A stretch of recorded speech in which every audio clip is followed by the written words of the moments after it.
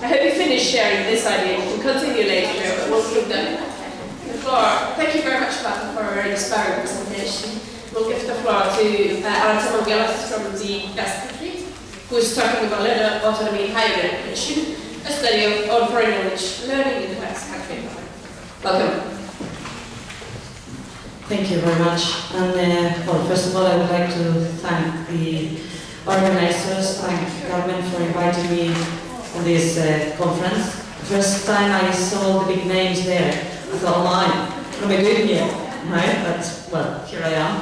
And also I would like to thank them because I had problems for tomorrow and they managed to change the order. So thank you. Thanks a lot. Right, so as she said, I come from Basque country. I come from one of the universities in the Basque country, which is Autonomy, and I belong to a research group which is called Bayale, which is we deal with second language acquisition, and well, we try and research all that, right? But anyway, just I will try and present to you today what I did. It's my personal research with the help of my PhD supervisor, Jason Ethenov. So thank you. And well, I did try to apply an autonomous learning approach with university students, right? I'm not going to extend myself too much on the theoretical framework.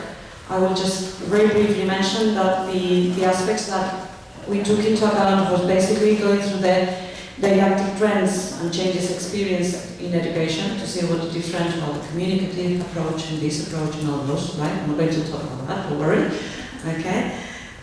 We also went into autonomous learning, all the different definitions that David showed us yesterday as well with Halek and Linus Gestalt and all that, looked at that.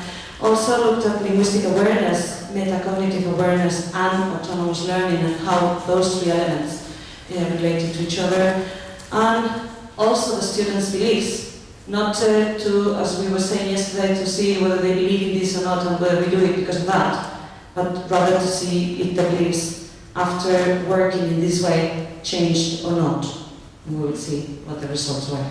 And the last point that we took into account was pluralism, lingualism in higher education, all over the world, but basically taking into account that we are based in Basque country and we are a plurilingual community and our students are obviously plurilingual, right? Basically, that was the theoretical framework. About the research, we had three main questions in mind, right? The first one was whether the approach used in the research influenced the learner's linguistic competence level. In other words, after working in this way, did our learners have improved their linguistic competence, right? Both in, well, both, no, in all different aspects, all the different skills in the language, reading, writing, listening, speaking, and as a general mark, okay? The second question that we were thinking about was, are the learners involved in the research aware of their own improvement and personal involvement in the learning process? In other words, after doing this process, are they still aware of their improvement, their involvement in their own learning? I always tell my students, I cannot learn for you, you've got to learn yourselves. I cannot go into your heads and learn there. So, in other words, trying to see if after that they were still there, right? And the last one, as I was mentioning before, the students' beliefs changed during the period of intervention after working with an autonomous learning approach. Okay, so this is for you to have in mind the three main areas were these ones, and I will explain a bit briefly what the subjects, the learners were like, in a way, right? So the research then, the context, as I said before, is a higher education institution, which is Mondragon Universitatea, where I work. And it was a degree or a program in humanities, right? These students had to opt for an itinerary, and these ones were opting for the business itinerary. You may think, well, because we also have other different studies, but we decided to go for these ones because in other studies maybe the students are more motivated to learn English, right? But these ones were not particularly really motivated for the language, right? Although during the degree they were going to have different subjects through the medium of English. Right, so we had a total of 24 students, which is, well, a small number of students, but anyway.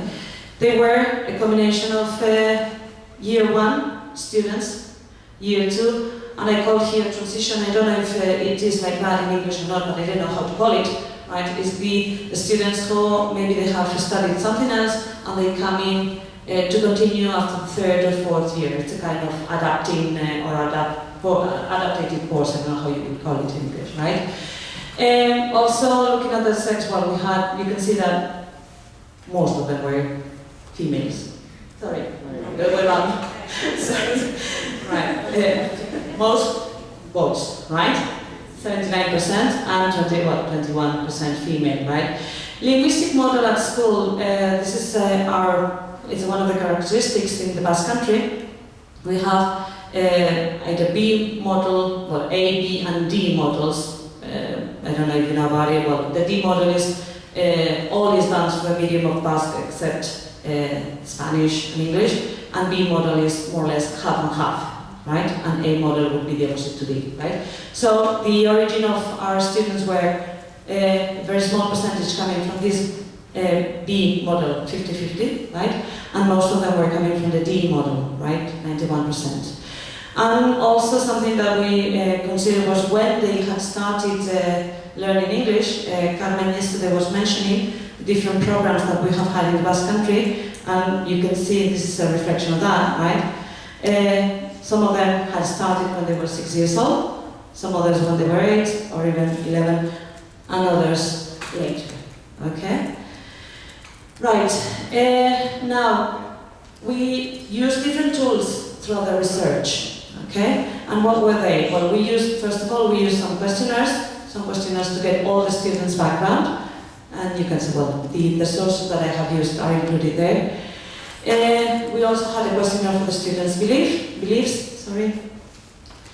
We also used students' diaries, sort of type that Marta was with the same type. I have got the questions, but I was just you were reminding me of those, right? And planning and assessment templates, right? After a certain time, I got them to plan what they were going to do in the following period of time, and after finishing that, what had happened, right? And also a communicative competence test, right? CUP, Cambridge, just to get as simple as that, one of those published ones, right? And then also written portfolio. Right, what was the process like, right? We had like 3 different phases, as you can see here. And at the beginning, well, this started in September, I got the students to get the linguistic competence test, but also to fill in the background questionnaire and the beliefs questionnaires. I wanted to know, okay, before you go into this autonomous learning approach, what do you believe? What do you believe about the teacher's role? What do you believe about the student's role? What do you think? What do you believe about the learning environment? What do you believe about learning languages, right? To see if that changed or not. You can see here that there's a bigger section, which is phase 2, which is more, I called it a specific action, and the questions were like intervention, but intervention in English has a kind of pejorative meaning, so I didn't want to use it here, right? So that specific action moment consisted of 3 working periods, and those working periods were 3 weeks long each, right? Now, what did I use here? I don't remember who it was yesterday saying that it's difficult to use an autonomous learning approach using textbooks. I did it with textbooks, okay? I had to use a textbook, but I said, okay, how can I do it with the textbook? And I did it, right? So what I got the students was, okay, for the next 3 weeks, you will have this workload to fulfill, okay? As far as reading is concerned, this writing, this or the other, or from this unit to this unit, okay? So that was the way I organized it, right? And then the students, what they did was they went through these planning phases where they were, first of all, planning it individually, saying what am I capable of doing, what can I do, both because of the time I have in class and outside class, but also because of my own personal abilities. What can I do? What am I aware of doing well or not doing that well? Where do I need more work? Where can I help others? Right? Planning all that. First individually, and with that individual plan, they went on to the groups and they planned what the group was going to do together and how they were going to organize themselves. Right? And as I said, their individual and group work in and outside the classroom. Okay? I also had the help of a diary, which in fact didn't work out well. Okay? I got them to write it every week, but, well, 20-year-olds. Okay? This is university, they're still teenagers. Okay?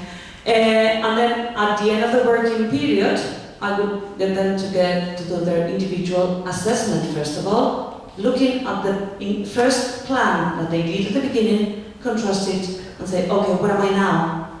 What have I done? How have I progressed? How much English have I used? All those sorts of questions, okay? And also with that, they also did their assessment in the group. And, well, also a kind of written portfolio. At the beginning I was planning of doing an oral portfolio as well, but it was too much here, right?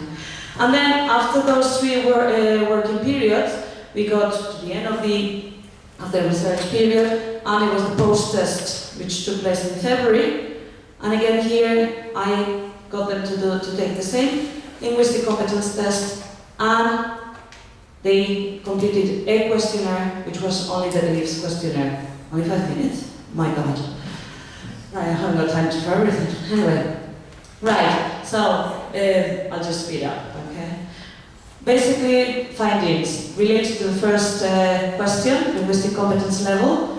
You've got some data here, I'm not going to go through it, just basically the results of the findings are that there's a significant improvement in all these aspects, right? In general results, they improved, right? They also did improve their reading skills and the writing skills and the speaking skills. You can see here that the grammar and vocabulary use is not here. It's usually, in my experience, I haven't got any research to prove it, well, this one, I mean, it's the one that they need more time to improve on, right? But you can see that this also got on the lines of some other researchers, like Lenny and Lineberg and all that, right? As far as the second question, whether they were aware of their own improvement and personal involvement, I've got some examples here of the type of questions that they would write in their diaries, type of comments, right? You can see what oh my.